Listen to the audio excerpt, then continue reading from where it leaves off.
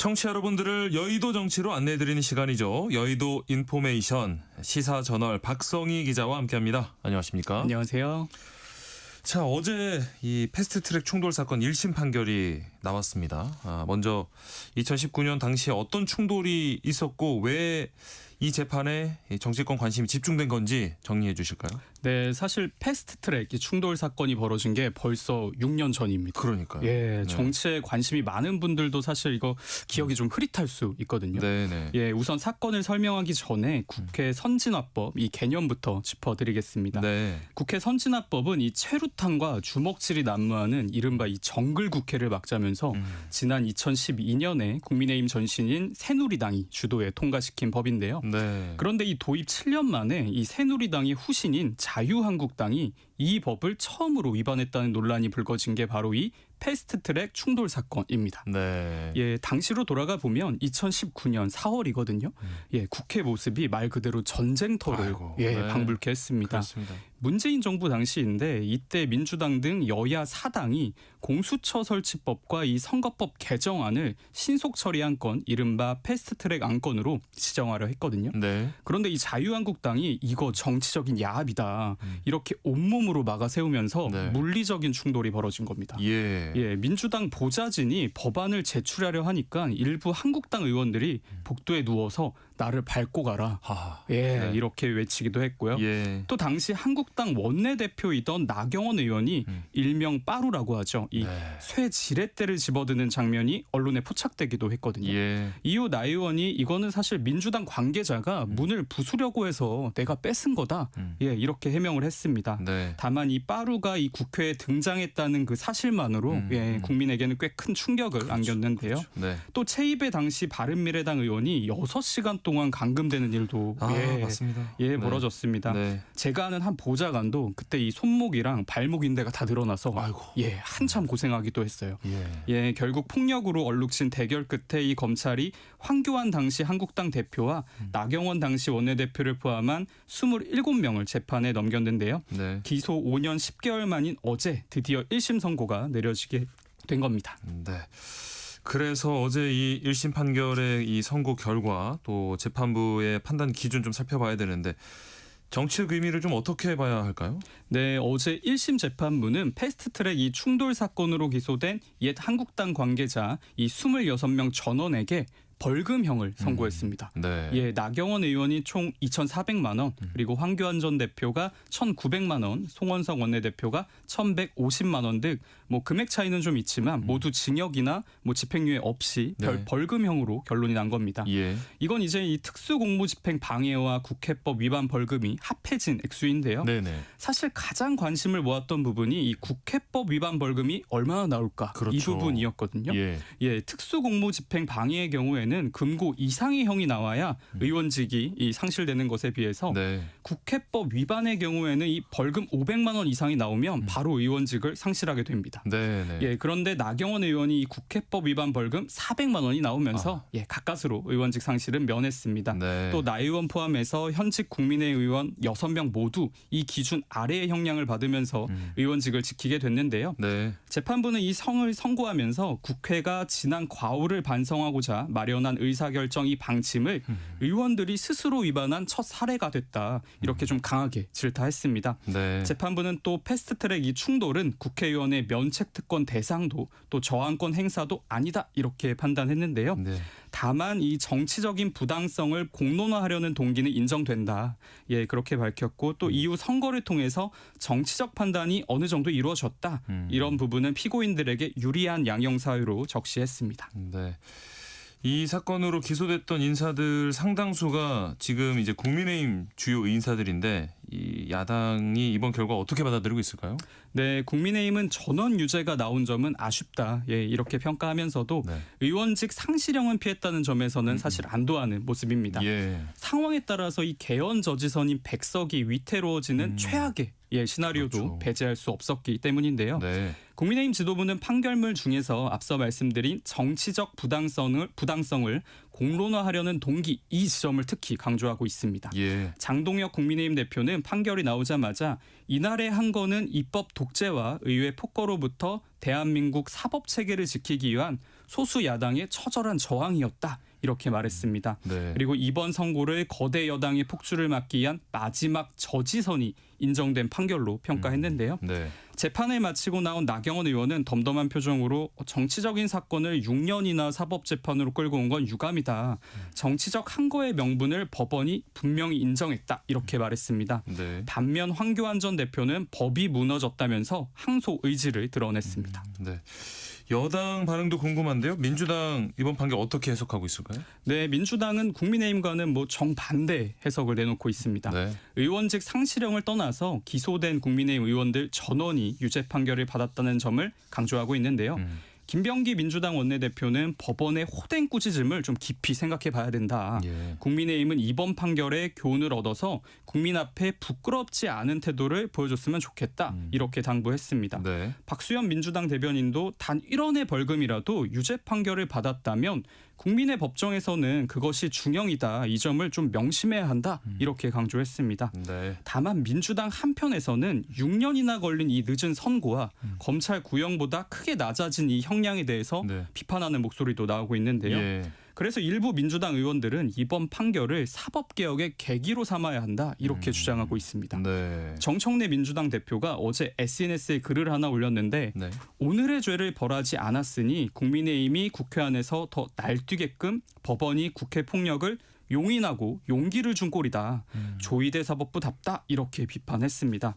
김병주 최고위원도 SNS에 나경원에 대한 이번 판결은 백지 면제보다 법원이 계속 이런 판결을 내린다면 단순한 오판이 아니라 스스로 정치 권력임을 자인하는 거다. 이렇게 비판했습니다. 네. 이제 마지막으로 검찰의 항소 여부에 정치권 이목이 쏠리는데 이번 사건에서 항소하느냐 마느냐가 어떻게 또 이렇게 정치적 쟁점으로 연결되는 걸까요? 네, 검찰의 이 항소 여부가 주목받는 거는 야권이 이번 사건을 대장동 항소 포기와 직접 비교하고 있기 때문입니다. 네. 예, 나경원 의원, 황교안 전 대표 등에 대해서 검찰이 징역 한 1년에서 2년 정도 구형했었는데 네. 실제 선고가 이 벌금형으로 크게 낮아졌거든요. 그렇죠. 사실 검찰 내부 기준으로 보면은 항소가 어떻게 보면 당연한 사안일 수 있습니다. 네, 네. 그런데 앞서 검찰이 이른바 이 대장동 민간업자 사건 항소를 포기했을 당시에 정부 여당이 검찰의 이 항소 자제가 필요하다. 이런 입장을 밝혔었거든요. 네. 야당은 이번에도 검찰이 이 기준을 적용해서 항소를 포기해야 한다. 이렇게 주장하고 있는 겁니다. 네. 예, 장동혁 국민의힘 대표는 대장동은 항소를 포기해놓고 이번 사건엔 또 다른 기준을 적용하면 안 된다. 이렇게 검찰을 압박했습니다. 이준석 개혁신당 대표도 SNS에 항소 이 여부를 보면 대장동 1심 항소 포기와 이 사건 간 비교가 선명해질 것이다. 이렇게 밝혔는데요. 네. 반면 민주당 의원들은 전혀 다른 시각을 드러냈습니다. 네. 대장동과 이번 패스트트랙 충돌 사건은 전혀 다른 유형의 사건이라는 주장인데요. 특히 이 국회 선진화법의 첫 위반 사건이라는 네, 네. 그 상징성을 감안하면 검찰이 반드시 항소해야 한다. 이게 민주당 의원들의 주된 입장입니다. 예. 박주민 의원 어제 한 라디오에 출연했는데 패스트트랙 충돌 사건은 검찰 구형과 형이 완전히 바뀐 만큼 항소하는 게 맞다. 대장동 사건과 단순 비교하는 건 무리다. 이렇게 말을 했습니다. 네. 여야 이 정치적 해석이 충돌하는 지점이라 패스트트랙 충돌 사건 검찰의 항소 여부에 정치권 관심 집중되는 모습입니다. 네. 과연 검찰이 항소를 하는지 안 하는지 지켜보도록 하고요. 다음은 국민의힘 소식입니다. 최근에 이 박민영 대변인, 김혜지 의원 비하 발언이 참 큰 논란이 됐는데 파문이 좀 당 내홍으로까지 번지고 있다고요. 네, 이번 논란 그 박민영 국민의힘 미디어 대변인이 지난주 수요일에 한 유튜브 방송에서 김혜지 의원을 향해 한 거친 발언이 발단이 된 겁니다. 네. 예, 박 대변인은 해당 방송에서 김 의원이 시각 장애인이라는 점을 언급하면서 막말로 김혜지 같은 사람이 눈 불편한 거 말고는 기득권이다. 예, 돈 있고 학력 있고 본인이 뭐가 부족하게 자랐냐. 오히려 자기가 그런 일부 약자성을 무기 삼고 있다. 이렇게 비난했습니다. 네. 예, 한마디로 국민의힘에서 이 비례대표로 재선한 이 김 의원이 민주당이 주도한 3대 특검 그리고 윤석열 전 대통령 탄핵 등에 찬성한 게 당에 대한 배신이라는 겁니다. 그런데도 이 장애인이라는 이유로 정치적인 비판을 피해가고 있다는 게 박 대변인의 주장인데요. 예. 그런데 사실 이 장애를 조롱하거나 비하하는 취지로 들릴 수 있는 발언이었기 때문에 그리고 심지어 제1야당의 미디어 대변인이 이런 네. 발언을 했다는 점에서 그렇죠. 예, 굉장히 큰 파장인 겁니다. 박 대변인은 뒤늦게 SNS에 사과문을 올렸습니다. 그런데 김혜지 의원은 진정성이 없다고 봤는데요. 김 의원은 박 대변인이 의원 개인에 대한 비난을 넘어서 장애인 그리고 이 비례대표제에 대한 몰이해를 드러낸 것이다 이렇게 비판했는데요. 네. 김 의원은 이건 개인 공격이 아니라 인권 감수성의 문제다 이렇게 밝히면서 박 대변인을 허위사실 유포 혐의 등으로 고소했습니다. 이번 이 사태를 두고 한동안 잠잠했던 국민의힘 계파 갈등이 다시 표면화됐다는 분석이 나오는데 이 친윤 대 친한 갈등의 신호탄이다 이런 해석이 나와요. 왜 이런 논란이 나오는지 배경 한번 짚어주실까요? 먼저 이 박민영 대변인은 윤석열 정부 초창기부터 이 대통령실에서 활동해온 대표적인 이 친윤계 인사입니다. 예. 반대로 김혜지 의원 같은 경우는 지난 전당대회 당시 친한계로 분류됐던 의원인데요. 네. 그러다 보니까 이번 비하 발언을 두고 친윤 인사가 친한계를 공격한 거 아니냐 이런 해석이 나오는 겁니다. 네. 여기에 이 지도부의 대응도 갈등을 더 키웠는데요. 논란이 계속 확산하니까 박 대변인이 지난 17일에 당 지도부에 이 사의를 전했습니다. 네. 뭐 통상 이 정도 무리를 일으킨 당직자는 지도부가 소위 말하는 손절하는 경우가 대부분인데요. 네. 그런데 이 장동혁 대표는 인재를 지켜야 한다면서 이 사의를 반려했습니다. 예. 여기에 송원석 원내대표가 이 문제를 자그마한 일이다 이렇게 표현하면서 논란을 좀 키웠는데요. 네. 당 지도부 반응에 김혜지 의원은 이해하기 어렵다 이렇게 실망감을 드러냈습니다. 네. 이후 정치권에서는 친윤 국민의힘 지도부가 친윤계인 박 대변인은 감싸고 친한계인 김예지 의원의 문제 제기는 묵살한 거 아니냐 이런 해석이 나오고 있습니다. 네. 실제 친한계 쪽 분위기 들어보면 굉장히 좋지 않은데요.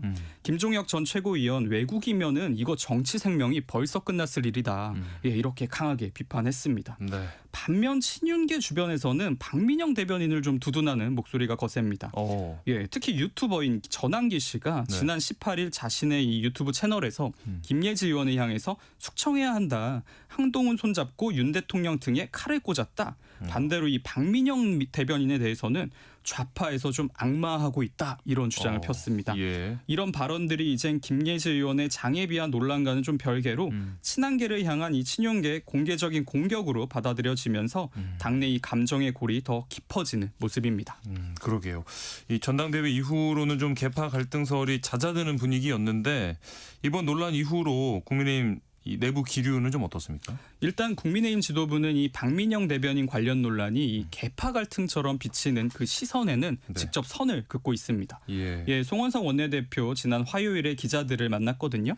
박민영 대변인 관련한 이 당 지도부의 입장을 기자들이 계속 물으니까 네. 언론의 관심이 너무 과도하다. 이러면 우리 당 내에 무슨 큰 내분이 있는 것처럼 비춰지지 않냐? 이렇게 답했습니다. 네. 다만 앞서 김예지 의원 논란에서 보듯이 이 친한계 내부에서는 지도부가 우리를 좀 보여주지 않는다. 이런 불만이 축적된 상태입니다. 네. 또 최근 여상원 국민의힘 윤리위원장이 교체됐는데 그러면서도 당내 미묘한 긴장감이 감돌고 있거든요. 네. 여상원 위원장이 지난 월요일에 임기가 2달 남았는데 사퇴 의사를 밝혔습니다. 네. 취재에 따르면 여 위원장은 당의 한 핵심 관계자로부터 사실상 자리에서 좀 물러나 달라 이런 취지의 연락을 받고 사퇴 의사를 굳혔다고 전해집니다. 네. 이를 두고 앞서 이 친한계인 김종혁 전 최고위원이 주의 수준의 경징계를 받으니까 당 지도부가 여 위원장에 대한 이 불만을 표시한 거 아니냐 이런 관측이 나오는 거죠. 네. 이런 흐름이 겹치면서 국민의힘 내부에 미묘한 긴장감이 감도는 분위기입니다. 네. 일각에서는 이번 논란 연장선에 이 한동훈과 장동혁, 그러니까 신구 대표 간의 어떤 미묘한 긴장 관계가 자리하고 있다 이런 해석도 나오는데 어떻게 봐야 될까요? 잠재적 갈등론?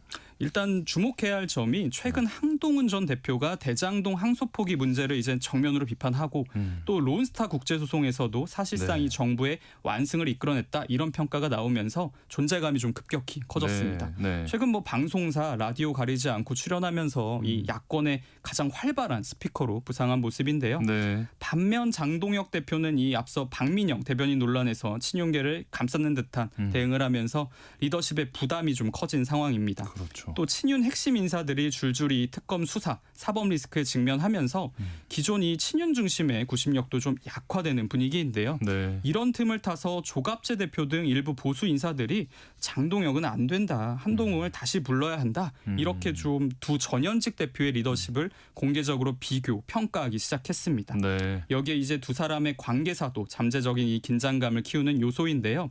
한때 장 대표, 한동훈 전 대표의 정치적 동지였지만 비상계엄과 탄핵 정국 거치면서 두 사람 사실상 정치적 앙숙에 가까워졌습니다.